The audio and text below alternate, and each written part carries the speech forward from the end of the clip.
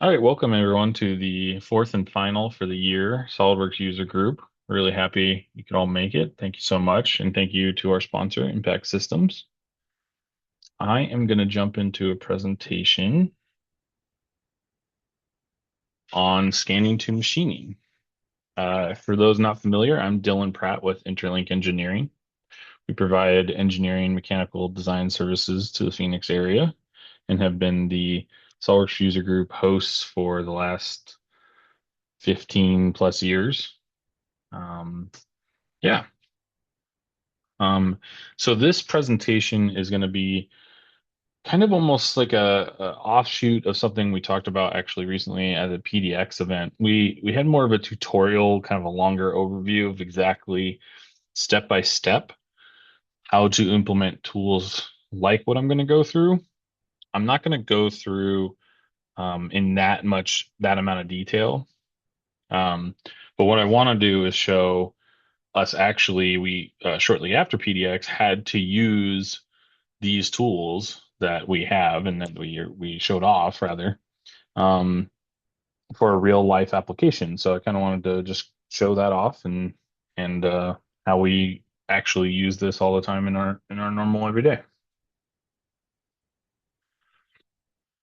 So this was a situation that we needed to scan a real world object and create a kind of subtractive soft jaw for process of we're making like kind of a custom modified kettlebell for an application.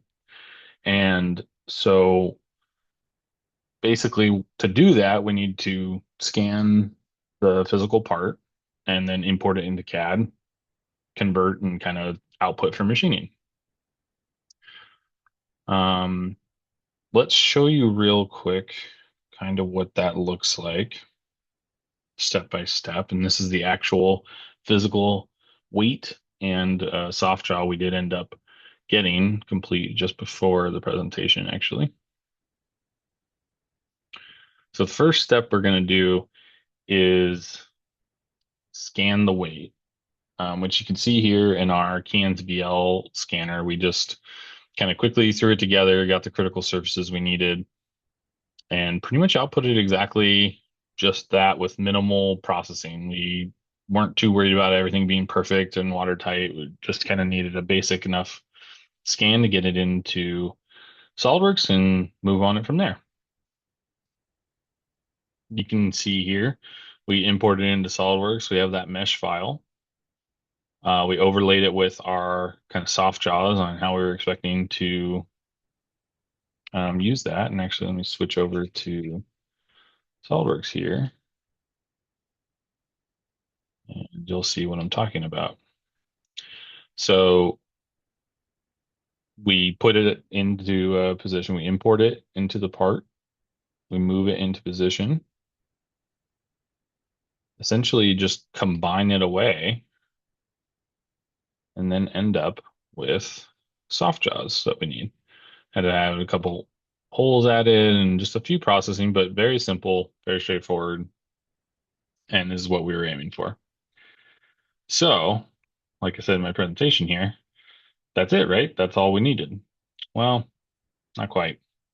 What we found out is actually Mastercam, even though we were able to output a file properly that um, from SolidWorks that seems to effectively do what we want, in reality, Mastercam won't accept that tessellated file, even with it cleaned up the way we have it. We had never really tried, so we didn't realize. So this is a case where we actually export it into our additional software, in this case, Geomagic Essentials. And again, we want to put as little kind of effort into it to some degree than um, our final product is not really this model. It's not, it doesn't need to be perfect. We just need something close enough. So really just kind of ran some simple surfacing tools on it. Running a simple auto surface basically, which created this model here on the right. You can kind of see that. I'll show that off. And that was based on the what we imported here on the left. So luckily that software pretty much just did the conversion that we needed. And then I can put that here for a second. Sorry.